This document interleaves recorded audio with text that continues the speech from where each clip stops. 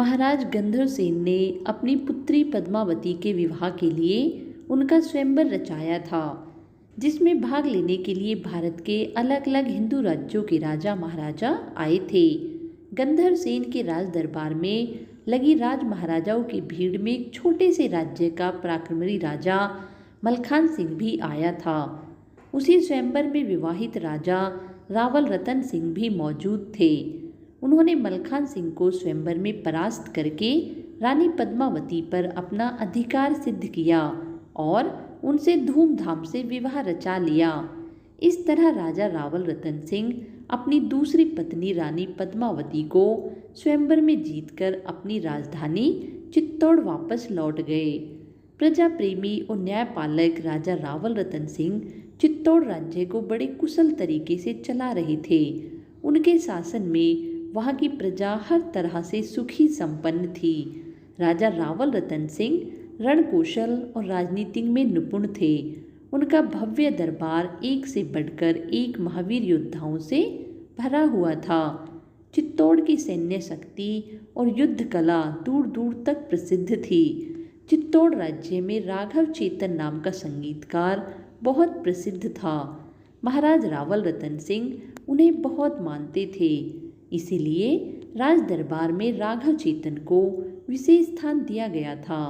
चित्तौड़ प्रजा और वहाँ के महाराज को उन दिनों यह बात मालूम नहीं थी कि राघव चेतन संगीत कला के अतिरिक्त जादू टोना भी जानते। राघव चेतन अपनी इस असुरी प्रतिभा का उपयोग शत्रु को परास्त करने और अपने कार्य सिद्ध करने में करता था। एक दिन राघव चेतन जब अपना कोई तांत्रिक कार्य कर रहा था, तब उसे रंगे हाथों पकड़ लिया गया और राज दरबार में राजा रावल रतन सिंह के समक्ष पेश कर दिया गया। सभी साक्ष्य और फरियादी पक्ष की दलील सुनकर उसका मुंह काला करके उसे देश निकाला दे दिया गया। अपने अपमान और राज्य से निर्वासित किए जाने पर राघव चेतन बदला लेने पर आमदा हो गया। अब उसके जीवन का एक ही लक्ष्य रह गया था और वह था चित्तौड़ के महाराज रावल रतन सिंह का संपूर्ण विनाश। अपने इसी उद्देश्य के साथ वह दिल्ली राज्य चला गया। वहां जाने का उसका मकसद दिल्ली के बादशाह अलाउद्दीन खिलजी को उकसाकर चित्तौड़ पर आक्रमण करवाकर अपना प्रतिशोध पूरा करने का था। 12वीं और 13वीं सदी में दिल्ली की गद्दी पर अलाउद्दीन खिलजी का राज था। उन दिनों दिल्ली के बादशाह से मिलना इतना आसान कार्य नहीं था, इसलिए राघव चेतन दिल्ली के पास स्थित एक जंगल में अपना डेरा डालकर रहने लगता है, क्योंकि वह जानता था कि दिल्ली का बादशाह अलाउद्दीन खिलजी शिकार का बड़ा शौकीन है और वहाँ पर उसकी भेंट जरूर अलाउद्दीन खिलजी से हो जाएगी। कुछ दिन इंतजार करने के बाद आखिर उसे सब्र का फल मिल जाता है। एक दिन अलाउद्दीन खिलजी अपनी खास सुरक्षा कर्मी लड़ाकू दस्ते के साथ घने जंगल में शिकार खेलने पहुंचता है। मौका पाकर ठीक उसी वक्त राघव चेतन अपनी बांसुरी बजाना शुरू करता है। कुछ ही देर में बांसुरी के सुर बादशाह अलाउद्दीन खिलजी और उसके दस्ते के सिपाहियों के कानों में पड़ते हैं। अलाउद्दीन खिलजी फौरन राघव चेतन को अपने पास बुला लेता है और राज दरबार में आकर अपना हुनर दिखाने के लिए कहता है। तभी चालक राघव चेतन अलाउद्दीन खिलजी से कहता है, आप मुझ जैसे साधारण कलाकार को अपने राज्य दरबार की शोभा बनाकर क्या पाएंगे? अगर हासिल ही करना है तो अन्य संपन्न राज्यों की ओर नज़र दौड़ाइए, जहां एक से बढ़कर एक बेशकीमती नगीने मौजूद है और उन्हें जीतना और हासिल करना भी सहज है। अलाउद्दीन खिलजी तुरंत राघव चेतन को पहेलियां बुझाने की बजाय साफ साफ अपनी बात बताने को कहता है। तब राघव चेतन चित्तौड़ राज्य की सैन्य शक्ति, चित्तौड़गढ़ की सुरक्षा और वहाँ की संपदा से जुड़ा एक एक राज खोल देता है और राजा रावल रतन सिंह की धर्मपत्नी रानी पद्मावती के अद्भुत सौंदर्य का बखान भी करता है। रानी पद्मावती के सौंदर्य का इतना बखान सुनकर खिलजी अब चित्तौड़गढ़ पर आक्रमण करने का मन बना लेता है। राघव चेतन की बातें सुनकर अलाउद्दीन खिलजी ने कुछ ही दिनों में चित्तौड़ राज्य पर आक्रमण करने का मन बना लिया और अपनी एक विशाल सेना चित्तौड़गढ़ राज्य की ओर रवाना कर दी। अलाउद्दीन खिलजी की सेना चित्तौड़ तक पहुंच तो गई, पर चित्तौड़ के किले की अभेद सुरक्षा देखकर अलाउद्दीन खिलजी की पूरी सेना स्तब्ध हो गई। उन्होंने वहीं किले के आसपास अपने पड़ाव डाल लिए और चित्तौड़ राज्य के किले की सुरक्षा भेदने का उपाय ढूंढने लगे। जब से राजा रावल रतन सिंह ने रूप सुंदरी रानी पद्मावती को स्वयंवर में जीता था, तभी से पद्मावती अपनी सुंदरता के लिए दूर दूर तक चर्चा का विषय बनी हुई थी। इस बात का फायदा उठाते हुए कपटी अलाउद्दीन खिलजी ने चित्तौड़ किले के अंदर राजा रावल रतन सिंह के पास एक संदेश भिजवाया कि वह रानी पद्मावती की सुंदरता का बखान सुनकर उनके दीदार के लिए दिल्ली से यहाँ तक आए हैं और अब एक बार रूप सुंदरी रानी पद्मावती को दूर से देखने का अवसर चाहते हैं। अलाउद्दीन खिलजी ने यहाँ तक कहा कि वह रानी पद्मावती को अपनी बहन समान मानते हैं और वह सिर्फ उसे दूर से एक नज़र देखने की तमन्ना रखते हैं। अलाउद्दीन खिलजी की इस अजीब मांग को राजपूत मर्यादा के विरुद्ध बताकर राजा रावल रतन सिंह ने ठुकरा दिया, पर फिर भी अलाउद्दीन खिलजी ने रानी पद्मावती को बहन समान बताया था, इसलिए उस समय एक रास्ता निकाला गया। पर्दे के पीछे रानी पद्मावती सीढ़ियों के पास से गुजरेगी और सामने एक बहुत बड़ा शीशा रखा जाएगा, जिसमें रानी पद्मावती का प्रतिबिंब अलाउद्दीन खिलजी देख सकते हैं। इस तरह राजपुताना मर्यादा भी भंग ना होगी और अलाउद्दीन खिलजी की बात भी रह जाएगी। शर्त अनुसार चित्तौड़ के महाराज ने अलाउद्दीन खिलजी को आईने में रानी पद्मावती का प्रतिबिंब दिखला दिया। प्रतिबिंब में रानी पद्मावती को देखते ही अलाउद्दीन खिलजी पागल सा हो गया और फिर अलाउद्दीन खिलजी को खिला पिलाकर पूरी मेहमान नवाजी के साथ चित्तौड़ किले के सातों दरवाजे पार कराकर उनकी सेना के पास छोड़ने राजा रावल रतन सिंह खुद गए। इसी अवसर का लाभ लेकर कपटी अलाउद्दीन खिलजी ने राजा रावल रतन सिंह को बंदी बना लिया और किले के बाहर अपनी छावनी में कैद कर लिया। इसके बाद संदेश भिजवा दिया गया कि अगर महाराज रावल रतन सिंह को जीवित देखना चाहते हैं तो रानी पद्मावती को फौरन अलाउद्दीन खिलजी की खिदमत में किले के बाहर भेज दिया जाए। अब रानी पद्मावती चौहान राजपूत सेनापति गौरा और बादल की युक्ति। चित्तौड़ राज्य के महाराज को अलाउद्दीन खिलजी की गिरफ्त से सकुशल मुक्त कराने के लिए रानी पद्मावती, गौरा और बादल ने मिलकर एक योजना बनाई। इस योजना के तहत किले के बाहर मौजूद अलाउद्दीन खिलजी तक यह पैगाम भेजना था कि रानी पद्मावती समर्पण करने के लिए तैयार है और पालकी में बैठकर किले के बाहर आने को राजी है। और फिर पालकी में रानी पद्मावती को और उनकी सैकड़ों दासियों की जगह नारी भेष में लड़ाके योद्धा भेजकर बाहर मौजूद दिल्ली की सेना पर आक्रमण कर दिया जाए और इसी अफरा तफरी में राजा रावल रतन सिंह को अलाउद्दीन खिलजी की कैद से मुक्त करा लेंगे। कहा जाता है कि वासना और लालच इंसान की बुद्धि हर लेती है। अलाउद्दीन खिलजी के साथ भी कुछ ऐसा ही हुआ था।